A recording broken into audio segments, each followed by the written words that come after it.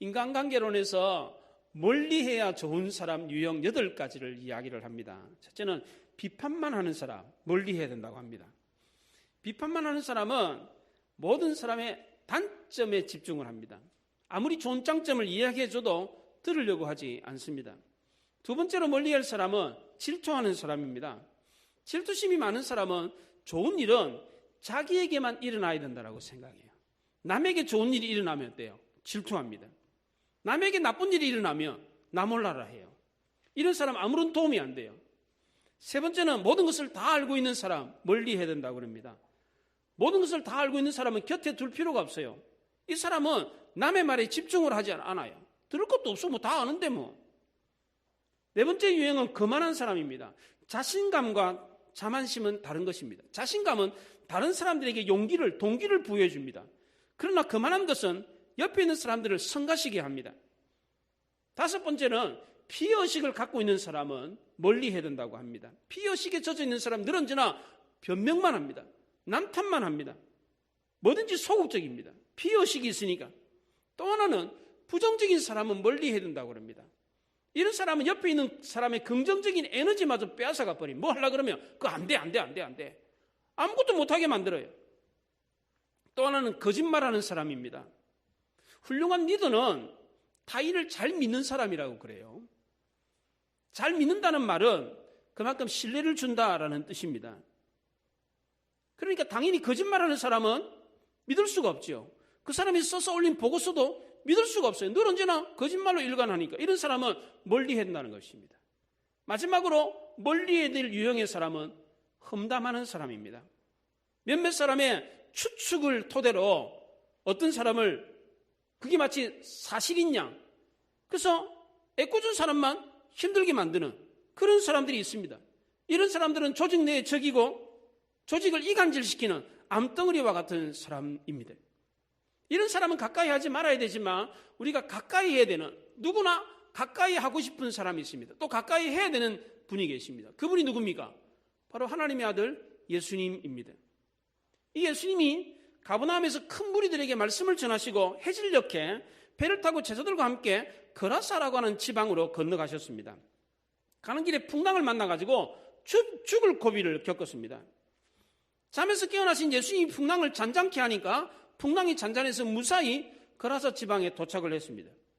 호수 건너편 거라사 지방에서 한 귀신 들린 사람을 만났습니다. 이 사람은 자기 통제가 안 되는 사람이었어요. 귀신이 들려놓으니까 귀신의 지배를 받아가지고 자기도 어떻게 할 수 없는, 마을 사람들도 이 사람이 통제가 안 돼가지고 쇠사슬과 고랑에 묶어두었습니다. 그런데도 이 사람이 힘이 얼마나 센지 그 모든 쇠사슬과 고랑을 끊어버렸습니다. 괴물 같은 사람이었습니다. 옷도 입지 않고 벌거숭이로 무덤 사이에 산에서 괴성을 지르면서 막 지나가는 사람들을 위협하는 그런 사람이었습니다. 소리를 지르니까 자기 소리만 이야기하니까 남의 말은 듣지 않고 그게 대화가 안 되는 사람이었습니다. 돌로 자기 몸을 자해를 하고 그래가지고 몸은 온통 뭐 상처투성이 피투성이었습니다. 예수님이 거라사에 도착했을 때에 이 사람은 멀리서 예수님을 알아보고 달려와가지고 엎드려 절을 하면서 예수님께 그럽니다.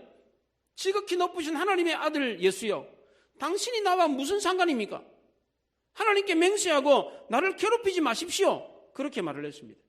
귀신이 이렇게 말을 했던 것은 예수님께서 이미 그 사람 안에 들어있는 귀신에게 나오라고 명령하셨기 때문입니다. 예수님이 그 귀신에게 묻습니다. 내 이름이 뭐냐? 귀신이 그럽니다. 나는 군대입니다. 이 군대는 남자들이 가는 그런 군대를 의미하는 것이 아니라 이게 로마의 군사 용어입니다. 레기온이라는 단어인데 한 사단, 6,000명으로 구성된 한 개의 사단을 뜻하는 그런 단어입니다. 그 6,000명이나 되는 그런 귀신들이 그 사람 안에 들어있었습니다. 그 귀신이 예수님께 제발 나를 좀 나가지 말라고 해주십시오. 마침 그때 돼지떼가 산 곁에서 풀을 뜯어 먹을 걸 먹고 있었습니다. 그때 귀신들이 그럽니다. 우리가 저 돼지떼에 들어가도록 허락해 주십시오. 예수님이 허락을 하니까 바로 귀신이 그 사람에게서 나와가지고 돼지떼에 들어갔습니다. 돼지떼에 들어갔는데 그 2,000마리나 되는 돼지떼를 그냥 산비탈로 내리뛰어가지고 몽땅 다 그냥 다 죽게 만들어버렸습니다. 돼지를 치는 사람들이 그 광경을 보고 너무 놀래가지고 동네 사람들에게 이 사실을 알렸습니다. 소식을 들은 마을 사람들이 와서 보니까 엉망진창이에요. 돼지들이 그냥 그 갈릴리 호수에 다 빠져가 둥둥 떠 있는 거예요. 그리고 그 귀신이 들러가지고 만신창이었던 그 사람이 옷을 입고 정신이 온전해졌어요. 이 모든 일이 예수님 때문이라는 사실을 알고 두려워 떨었습니다. 그리고는 예수님께 이 말을 떠나달라 그렇게 말을 합니다. 예수님은 좋은 일을 했는데도 불구하고 욕을 얻어먹고 그 말을 떠나야만 했습니다. 예수님께서 배를 타고 그 말을 떠나려고 그러니까 귀신 들렸다가 온전해진 그 사람이 예수님께 와가지고 예수님 나도 함께 예수님과 같이 가도록 해주십시오. 그렇게 말을 했습니다.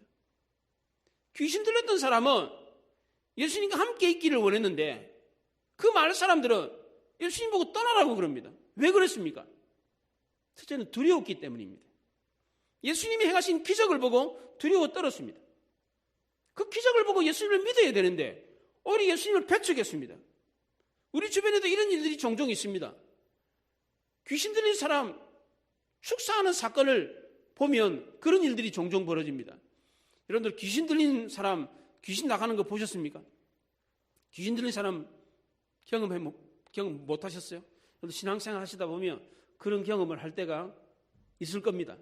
저는 종종 있었는데 제가 한번 대학 1학년 때 안동에 학위봉사를 갔는데 여학생 하나가 귀신이 들렸어요. 그래서 종탑에 가둬 얻었는데 다들 무서워가지고 안 가려고 그러는 거예요. 귀신이 나가지고 자기한테 들어올까 싶어가지고. 그래 가서 기도를 한 2시간 했더니 귀신이 나갔어요. 근데 그 광경을 보고 청년들이 다 무서워가지고 가까이 안 가려고 그러는 거예요. 예. 마가복음 4장에서 풍랑을 만났을 때 예수님께서 그 풍랑을 잔잔케 했을 때 제자들이 두려워 떨었습니다. 변호산에서 베드로와 야고보 요한도 모세와 엘리야가 나타난 것을 보고 두려워 떨었습니다. 그래서 사람들도 예수님이 기적을 행하고 능력을 행하는 것을 보고 두려워 떨었습니다. 그런데 이 두려움, 이 공포심을 어떻게 받아들이냐가 중요한 것입니다. 그래서 사람들은 이 기적과 이적을 보고 어떻게 했습니까? 두려워서 피해버렸습니다. 떠나라고 그랬습니다. 반면에 예수님의 제자들은 어떻게 했습니까? 예수님을 떠나지 않고 예수님과 함께 했습니다. 바다를 잔잔케 하고 귀신을 쫓아냈던 그 힘은 악한 힘이 아니라 선한 힘이었습니다. 우리를 해롭게 하는 힘이 아니라 우리를 이롭게 하는 힘이었습니다. 둘째로 그라스 사람들이 예수님을 배척했던 이유는 죄책감 때문이었습니다. 베드로도 누가복음 8장에서 예수님을 만나가지고 고기를 낚는데 기적을 경험했어요.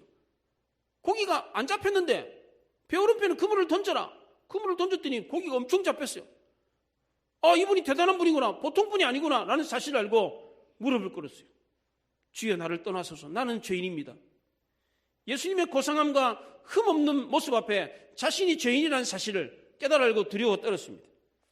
아름다움은 추악함을 드러내게 되어 있습니다. 온전함은 수치를 폭로하게 되어 있습니다. 거룩하고 흠없이 쓰인 예수님의 모습은 보잘것없고 추한 베드로의 악한 모습을 여지없이 드러냈습니다. 그래서 베드로는 겸손하게 무릎을 꿇고 자신의 죄악된 모습을 고백을 했습니다. 그런데 예수님의 고상함과 그 당당함과 가식 없는 그 예수님의 그 자신감을 보고서 그라서 사람들은 어떻게 했습니까?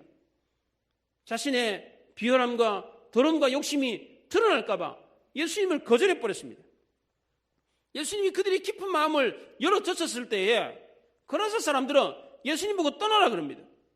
예수님은 우리의 중심을 꿰뚫어 보십니다. 마귀의 마음도 꿰뚫어 보십니다. 그래서 사람들의 마음을 꿰뚫어 보시고 그들의 마음을 열어젖혔습니다. 그들로 하여금 자신의 잘못된 모습을 깨달아 알도록 해주었습니다. 죄악으로 가득 찬, 욕심으로 가득 찬 그들의 마음이 드러날까 봐 그들은 예수님을 거절했습니다. 그리고 예수님께 떠나가십시오. 성도들이 교회에서 하나님의 말씀을 들을 때 종종 이런 경험을 하게 됩니다. 말씀을 들으면 저 말씀이 옳구나. 내가 잘못됐구나. 이 사실을 깨닫습니다. 부끄러움을 느낍니다. 두려움을 느껴요. 어떤 경우는 공포심이 생기고 막 떨립니다. 왜냐하면 하나님의 말씀이 우리의 은밀한 곳까지 드러내는 경우가 종종 있기 때문에 그렇습니다. 그런데도 사람들은 그런 일을 경험하면 자신을 솔직하게 주님 앞에 내어놓아야 되는데 주님께 가까이 가야 되는데 오히려 숨기려고 하고 오히려 피하려고 하는 경우가 많이 있습니다. 심리학자 칼 멜링거라고 하는 심리학자가 이런 얘기를 했습니다. 정신병 환자의 잠재의식 속에는 치료를 거부하는 강한 욕구가 있다. 그렇게 말을 했습니다. 이걸 학술 용어로 저항이라고 합니다. 자신이 병이 있는데 그거를 치료를 거부하는 그런 강한 요구가 있다는 것입니다. 폴 틸리라고 하는 신학자도 현대인들 대부분은 의식적으로나 무의식적으로 정신병을 택하려고 한다, 그렇게 말을 했습니다. 정신과 의사들도 오늘 이 시대를 살고 있는 현재인들 가운데 정신병에서 자유로울 수 있는 사람은 아무도 없다, 그렇게 말을 했습니다. 우리는 모두 다 정신적인 스트레스와 노이로즈에 노출되어 있습니다. 저마다 독특한 정신병을 하나둘씩 갖고 있다는 것입니다. 삶의 고뇌를 겪고 있습니다. 남모르는 가슴앓이를 하고 있습니다. 이게 바로 현대인의 모습이라는 것입니다. 정도의 차이는 있지만 모두 다 조금씩은 정신적인 질환을 앓고 있다는 것입니다. 우리는 누구나 다 감기에 노출되어 있습니다. 이와 마찬가지로 우리는 누구 다 정신병에 노출되어 있다는 것입니다. 그런데 이 정신병이 다른 병과는 아주 다른 점이 있습니다. 그것은 바로 자기 병을 인정하지 않으려고 한다는 것입니다. 다른 병은 감기에 걸리면 약 먹고 병원에 갑니다. 암 걸리면 가서 치료를 받습니다. 그런데 정신병은 그렇지 않습니다. 자가 진단이 되지 않습니다. 아무리 말을 해줘도 너 멀쩡하다고, 괜찮다고 그럽니다. 그 심각성을 본인이 모릅니다. 왜냐하면 자기가 아닌 다른 사람이 되어서 살고 있기 때문에 그렇습니다. 자기 본래의 모습이 아니라 다른 사람이 되어서 다른 것에 지배를 받아서 살고 있기 때문에 그렇습니다. 거라사 무덤 사이에 살고 있었던 이 거라사 광인도 역시 마찬가지였습니다. 자기 스스로를 파괴하며 살고 있었습니다. 돌로 자기 몸에 상처를 내고 자기를 학대하며 살았습니다. 자기 스스로의 생명을 단축시키면서 모든 가능성을 포기하고 처참한 모습으로 살고 있었습니다. 그의 영혼은 갈기갈기 찢겨져 있었습니다. 그런데 이 사람은 예수님이 오셨을 때 뭐라 그럽니까? 나 그냥 내버려 두십시오. 당신이 나랑 무슨 상관이 있습니까? 나 내버려 두십시오. 왜 나를 귀찮게 합니까? 그렇게 말을 했습니다. 사람들은 죄를 사랑해서 예수님을 거절하는 경향들이 있습니다. 기존의 삶의 질서가 흔들리는 것을 굉장히 싫어합니다. 겉으로는 개혁을 외치지만 속으로는 개혁을 싫어합니다. 이덕일 교수가 조선왕의 독살 사건이라고 하는 책에서 조선의 왕이 27명이 있었는데 그중에 8명이 독살을 당했다라고 주장을 했습니다. 조선 왕조는 다른 나라에 비해서 긴 역사를 가지고 있기 때문에 정권 교체를 위해서는 독살의 방법밖에 없었다, 그렇게 말을 합니다. 중국의 역사를 보면 중국의 나라는 길어야 200년, 300년밖에 안 돼요. 그런데 조선의 역사는 500년입니다. 이 500년 동안 이 긴 역사의 기간 동안에 한 가정이 정권을 독차지를 했습니다. 그러니까 문제가 생길 수밖에 없었습니다. 일본의 경우도 왕이 있었습니다. 그런데 일본의 왕은 실권자가 아니었습니다. 단지 추임만 해주는 명예직이었습니다. 힘과 권력은 쇼군이 갖고 있었어요. 그러니까 왕을 제거할 필요가 없었습니다. 그런데 우리나라는 그렇지 않습니다. 왕이 절대 권력을 거머쥐고 장기 집권을 했습니다. 죽을 때까지 그 권력을 놓지 않았습니다. 이런 이유 때문에 정권 교체를 위해서는 독살이라고 하는 방법을 쓸 수밖에 없었다고 합니다. 우리나라를 연구하는 역사학자들은 조선이라는 나라가 왜 망했는가? 그 멸망의 원인을 개혁과 변화를 거부했기 때문이다, 그렇게 말을 했습니다. 한 나라가 망한 이유도 이처럼 변화와 개혁을 거부했기 때문인가 마찬가지로 한 개인도 망하는 이유가 변화와 개혁을 거부하기 때문입니다. 우리는 누구나 다 변화를 싫어합니다. 편하게 그냥 지금까지 지내는 것을 그저 그렇게 좋아합니다. 싫어도 불편해도 바꿔야 될 게 있습니다. 내가 좀 싫어도 수용해야 될 것이 있습니다. 그런데 거라사 사람들은 어떻게 했습니까? 거부해버렸습니다. 예수님에게 떠나라 그랬습니다. 세 번째로 거라사 사람들이 예수님을 거부했던 이유는 세상 물질에만 관심을 가지고 있었기 때문입니다. 거라사 사람들은 자기네들이 잃었던 돼지 2,000마리만 생각을 했어요. 요즘 돼지 한 마리 한 30만 원 하죠. 2,000마리면 얼마입니까? 대략 계산해서 한 6억 정도 됩니다. 6억 정도의 재산을 한순간에 잃어버렸습니다. 그것도 누군가 몇몇 사람의 재산이 아니라 그 마을 사람들 전체의 재산이었습니다. 그런데 이 사람들은 돼지 때만 생각하고 귀신 들였다가 온전해진 그 사람은 별로 생각이 없었습니다. 한 사람의 목숨보다 돼지 2,000마리의 목숨이 더 소중하게 여겨졌습니다. 남이 어떻게 되든지 말든지 자기 것만 챙기면 그만이다 라고 하는 생각을 가지고 있었습니다. 그래서 사람들이 이런 잘못된 태도는 자기네들이 잃었던 것보다 더 큰 것을 잃어버렸습니다. 천하보다 더 귀한 생명을 얻지를 못했습니다. 눈에 보이는 물질적인 손해 때문에 눈에 안 보이는 영적인 더 큰 축복을 잃어버렸다는 것입니다. 어쩌면 마을 사람들은 예수님께 손해배상을 청구했을지도 모릅니다. 예수님, 당신 때문에 이와 같은 일이 났으니까 이거 어쩔 겁니까? 이거 물어내십시오. 예수님이 사람 나고 돈 났지 돈 나고 사람 났냐? 한 사람의 목숨이 천하보다 귀하거늘 사람 목숨은 생각하지 않고 너희들 재산만 생각하네? 옳은 말씀을 하시니까 어떻게 말대꾸를 할 수가 없어가지고 예수님께 떠나가십시오. 그렇게 말을 했을 것입니다. 귀신 들었던 이 사람은 치유받고 난 뒤에 예수님과 함께 있기를 원했습니다. 마을 사람들이 예수님 보고 떠나라 했지만 귀신 들었다가 치유받은 이 사람은 예수님과 함께 있기를 원했습니다. 본래 이 사람은 무덤 사이에 산속에서 있으면서 돌로 자기를 학대하고 사람들을 위협하는 사람이었습니다. 이 사람을 알고 있는 가족과 친구들이 이 사람을 좀 어떻게 해보려고 쇠사슬에 고랑에다 묶어가지고 어떻게 했는데 아무 소용이 없었습니다. 자기 스스로 통제가 안 됐습니다. 다른 사람도 이 사람을 통제할 수가 없었습니다. 뭔가에 결박돼가지고 노예처럼 살고 있었습니다. 진정으로 이 사람을 묶고 있었던 것이 무엇입니까? 쇠사슬이었습니까? 고랑이었습니까? 쇠사슬과 고랑은 그 스스로 풀어버렸어요. 이 사람도 어찌할 수 없는, 이 사람도 풀 수 없는 묶여있는 것이 있었습니다. 그것이 무엇입니까? 영적인 세력, 귀신이었습니다. 귀신이 사로잡힌 이 사람은 통제가 안 돼가지고 모든 사람이 다 포기했어요.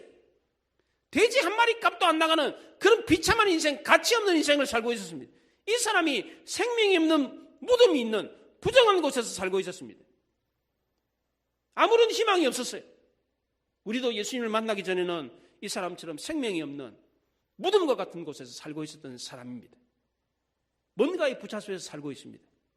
술과 담배에 붙잡혀가지고 성에, 물질과 명예에 붙잡혀가지고 살고 있는 사람들이 얼마나 많습니까? 귀신 들린 사람만 미친 것입니까? 거라사 동네 사람들도 다 미쳤습니다. 귀신 들린 사람이 옷을 입고 멀쩡해진 것을 보고서는 그 사람에게는 관심이 없고 뭐에만 관심이 있습니까? 죽은 돼지 때만 관심을 가졌습니다. 사람 나고 돈 났지 돈 나고 사람 났습니까? 세상 사람들은 돈을 위해서 사람을 상품화하고 노예화하고 있습니다. 이게 정상입니까?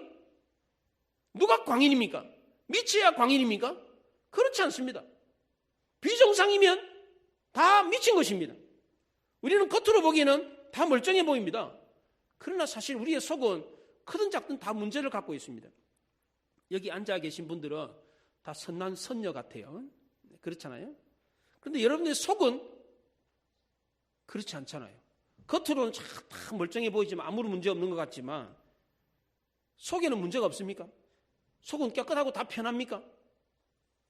만약 여러분들이 속과 겉이 난 똑같다. 나는 겉도 이렇게 멀쩡한 것처럼 나는 속도 멀쩡하다. 나는 보여줘도 나는 부끄러울 거 하나도 없다. 라고 하는 분 계십니까? 유리거울처럼 그렇게 뻥 뚫려가지고 내 겉모습을 보는 것처럼 내 속모습도 보십시오. 나는 겉과 속이 다를 바가 없습니다. 나는 공개해도 부끄러울 거 하나도 없습니다. 라고 말할 수 있는 분 계십니까 여기에? 아마 아무도 안 계실 겁니다.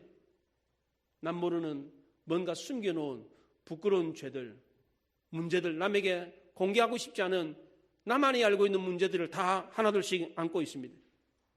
이런 문제들을 어떻게 해야 됩니까? 사람들 다 숨기려고 해요. 피하려고 그래요. 근데 이런 문제를 주님 앞에 내어놓으라는 겁니다. 주님은 이런 우리의 문제를 하찮게 여기시지 않습니다. 뭘 그런 거 가지고 고민을 해. 뭐 그런 거 가지고 힘들어해. 그렇게 하시는 분이 아닙니다. 그 증거가 무엇입니까? 예수님이 거라사에 귀신 들린 이 사람을 만나기 위해서 해질녘에 떠났어요. 바다를 가는데 그 당시에 무슨 불빛이 있어요. 뭐가 있어요? 그 바다를 가는데 바다에 노조 가는데 어디가 앞이고 뒤고도 모르는데 해질녘에 바다에 배를 띄워서 출항을 했습니다. 다음날 가도 되잖아요. 근데 예수님이 그렇게 하지 않으셨어요. 가시는 길에 풍랑을 만날 것도 알고 계셨어요. 풍랑을 만나가지고 목숨이 위험한 것도 알았습니다. 근데 그 풍랑을 만나 오히려 더 빨리 갔어요. 예수님은 음식 먹을 여가도 없었습니다. 잠을 주무실 겨를도 없었어요. 그래서 가는 길에 배 타고 주무셨어요. 배 타고. 예수님은 거라사에 귀신 들린 이 한 사람을 만나기 위해서 그 밤에 배를 타고 그곳으로 가셨습니다. 예수님이 가버나움에 계셨을 때는 큰 무리들, 허다한 무리들에 휩싸여 있었습니다. 예수님은 정말 바쁜 분이었어요. 3년 반 동안 공생의 기간 동안에 정말 눈코 뜰 새 없이 바쁘셨어요. 그리고 효과적으로 사역을 해야 됐어요. 그러니까 많은 사람들에게 복음을 전하고 많은 사람들이 이적을 행해서 많은 사람이 예수 믿고 돌아오게 하는 게 효과적이잖아요. 그런데 예수님은 이 거라사에, 그 촌동네에 버려진 땅에 그 한 사람을 구원하기 위해서 그 밤에 목숨을 걸고 거기를 가셨다는 것입니다. 예수님은 분초를 쪼개서 사용할 정도로 바쁜 분이었습니다. 그래서 배를 타고 오면서 잠을 주무시고 휴식을 취하셨습니다. 그리고 도착하자마자 귀신 들린 사람을 만났습니다. 2절에 보면 배에서 나오심에 곧 더러운 귀신 들린 사람이 무덤 사이에서 나와 예수님을 만났다, 그렇게 말을 했습니다. 얼마나 시간이 없었으면 예수님 배에서 내리자마자 곧바로 멀리서 그 귀신 들린 사람이 쫓아왔어요. 막 달려와가지고 넙죽 절을 했어요. 예수님은 한 영혼의 절대 가치를 결코 소홀히 여기지 않으셨습니다. 이렇게 예수님이 한 영혼을 소중하게 여기시는데 우리가 하나님 앞에 문제를 가지고 나올 때에, 우리가 문제를 아릴 때에 우리의 문제를 소홀히 여기시겠습니까? 뭘 그것 가지고 그래, 그러시겠습니까? 네버. 절대로 그러실 리가 없다는 것입니다. 통당이는 배에서조차도 잠을 주무실 정도로 잠이 부족하고 피곤하신데도 거기를 가셨습니다.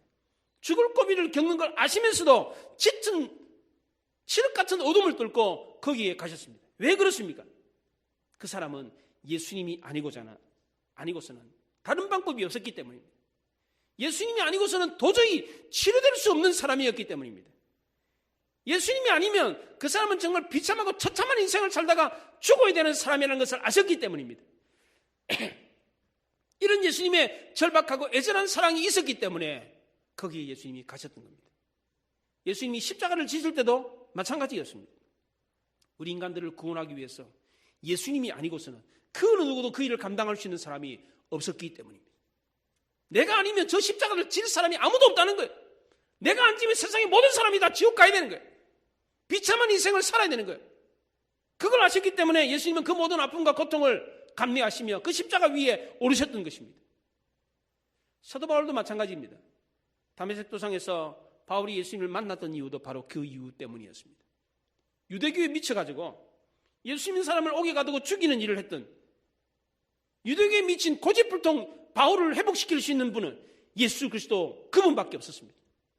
그래서 예수님이 나타나가지고 내가 바로 네가 핍박하는 예수다, 예수님 아니고는 바울을 돌이킬 수가 없었어요. 도저히 있을 수 없는 일이 실제로 일어난 것입니다. 이 놀라운 은혜를 어떤 사람이 입습니까? 이 사실을 아는 사람입니까? 더러운 귀신 들린 사람은 예수님이 누구인지 정확하게 알고 있었습니다. 멀리서 달려와가지고 넙죽 절을 하면서 예수님께 그럽니다. 지극히 높으신 하나님의 아들 예수여, 그렇게 말을 했어요. 예수님이 누군지 정확하게 알고 있었습니다. 그런데 안다고 해서 구원받느냐? 안다고 해서 은혜를 입느냐? 안다고 해서 기적을 경험하느냐? 그렇지 않습니다. 믿어야 됩니다. 왜 우리 삶에 능력과 기적이 나타나지 않습니까? 믿지 않기 때문에 그렇습니다. 안다고 해서 능력이 나타나고 안다고 해서 기적을 경험하는 게 아닙니다. 믿어야 기적을 경험하고 믿어야 하나님의 영광의 역사를 경험하게 되는 것입니다. 믿는 것과 아는 것은 전혀 다른 것입니다. 세상에서 거리가 제일 먼 거리가 어딘지 아십니까? 머리에서부터 가슴까지랍니다. 이 30cm밖에 안 되는 이 거리를 좁히는데 수십 년이 걸려요. 아니 어떤 사람은 평생이 걸립니다. 알고 있는 지식을 가슴으로 느끼고 믿어지는데 평생이 걸려요. 예수님이 나의 구주 나의 하나님이라는 사실을 알았는데 이것이 가슴으로 느껴지고 믿어지는데 평생이 걸리는 사람이 있어요. 예수님이 나를 위해서 그러고 애쓰고 고생했다는 사실이 느껴지면서 가슴이 뭉클해지고 먹먹해지는 이 경험을 하는데 평생이 걸리는 사람이 있다는 것입니다. 이걸 가슴으로 느끼는 사람은 결코 가만히 있을 수가 없습니다. 손과 발로 뭔가를 해야 돼요. 이것이 삶이 되고 열매가 되는 겁니다. 이게 바로 진짜 믿는 사람입니다. 예수님이 우리를 위해서 이런 놀라운 일을 하셨다는 것을 믿고 이 은혜를 입은 사람은 어떻게 해야 합니까? 이 은혜를 입었던 귀신 들렸던 사람은 어떻게 했습니까? 예수님과 함께 있기를 원했습니다. 그런데 예수님은 이것을 허락하지 않으셨어요.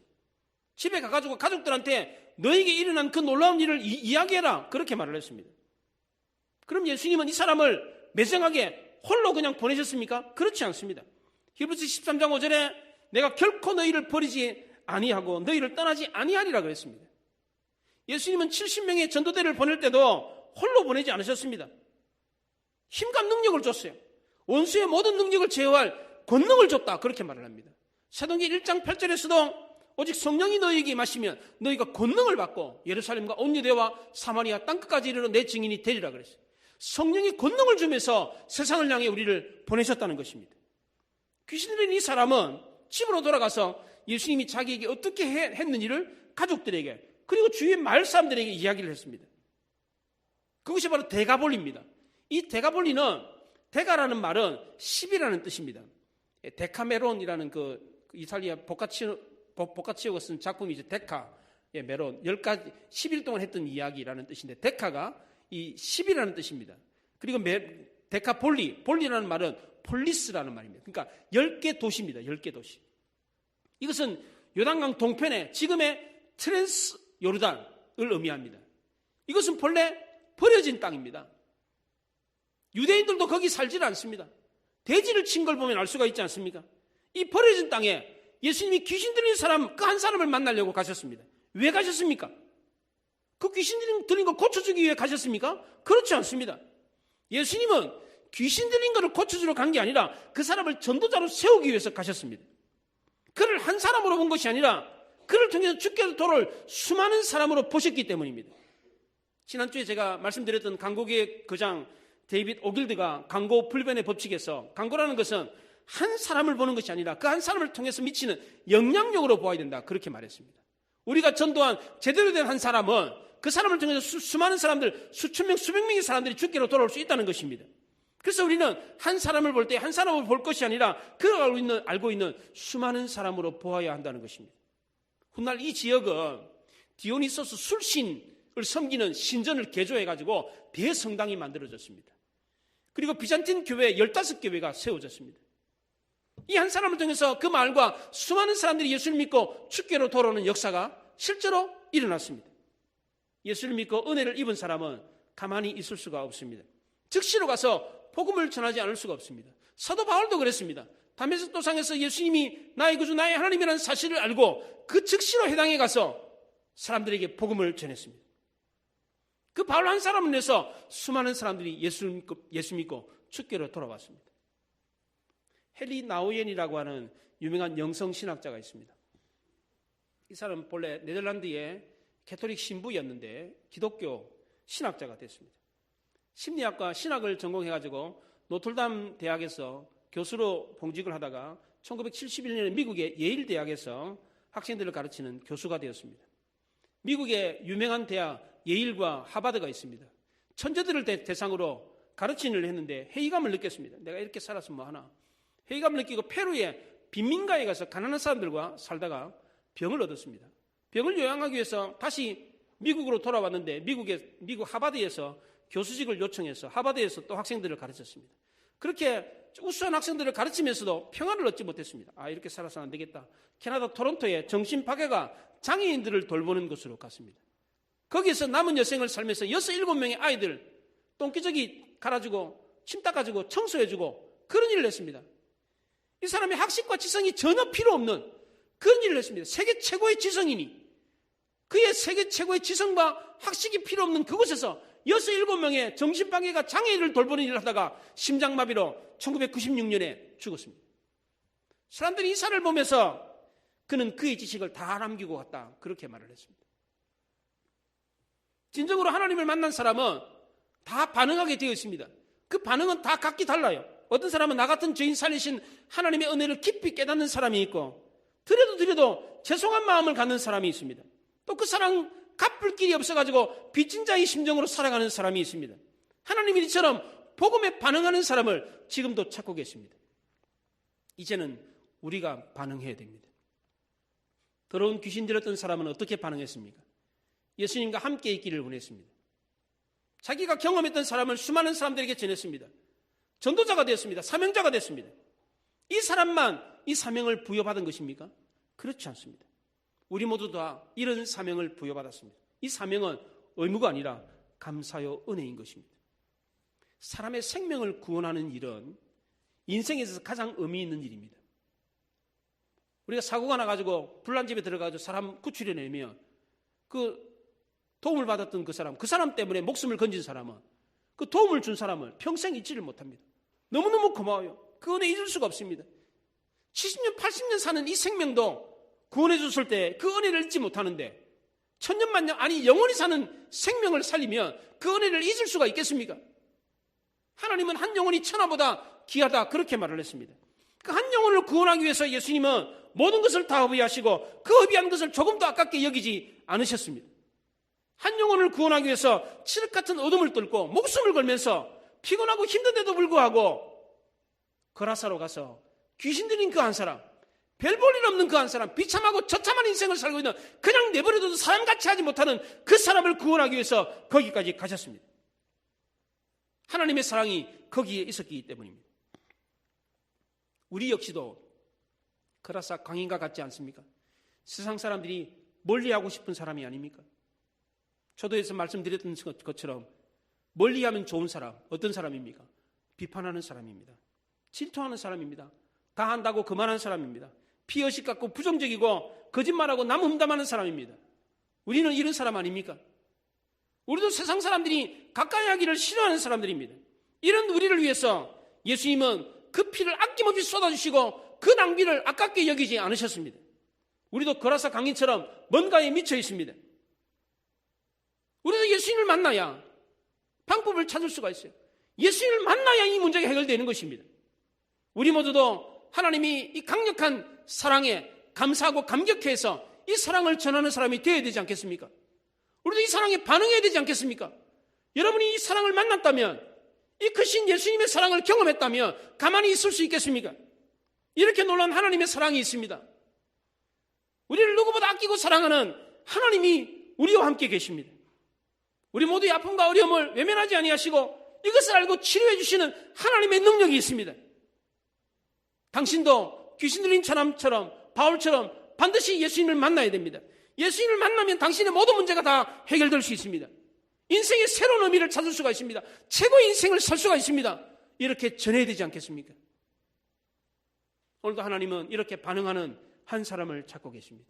그 한 사람을 만나기 위해서 갈릴리 호수를 그 칠흑과 같은 어둠을 뚫고 목숨을 걸고 가셨던 것처럼 오늘 이 시간 우리에게 이 말씀을 전하기 위해서 반응하는 한 사람을 찾기 위해서 오늘 부족한 저를 통해서 여러분에게 말씀을 전하고 있습니다.